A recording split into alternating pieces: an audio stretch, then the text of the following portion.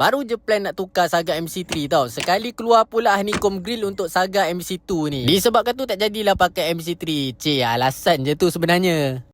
Smart weh, Saga MC2 dah ada Max honeycomb grill. Yang ni kan PNP je guys. Korang tak payah nak cabut grill lama, tukar dengan yang baru. Cara nak pasang dia memang cukup senang. Tapi sebelum tu aku nak cerita sikit pasal Max honeycomb grill ni. So honeycomb grill ni korang boleh pilih. Ada macam-macam set dekat dalam beg kuning tu tau. Macam dekat tangan aku sekarang ni, aku ambil set grill atas dengan bawah. Untuk pattern dia pula aku ambil glossy black. Kalau korang tak nak warna hitam glossy macam ni kan, korang boleh pilih juga warna lain tau. Ada warna chrome, design forged carbon dengan carbon. So korang pilih lah ikut sedap mata memandang. So nak pasang honeycomb grill ni senang tau, sebab dia dah ada clip dekat bahagian belakang ni dah. Lepas tu ada tambahan double sided tape. So kalau korang pasang tak adalah tertanggal masa tengah drive. Untuk garnish ni pula ada bahagian tambahan untuk korang tampal kiri dengan kanan. So bila dah siap ni lah hasil dia guys. Dia cantik weh, nampak lagi kemas berbanding dengan grill yang lama. Nampak up to date lah sikit kan, macam kereta-kereta baru sekarang ni. Overall aku memang puas hati dengan honeycomb grill ni. Sebab apa tau? Sebab material yang dia pakai pun memang nampak ada kualiti tau. Korang boleh tengok dan korang boleh nilai sendiri guys. So apa pendapat korang guys? Saga MC3 ataupun MC2?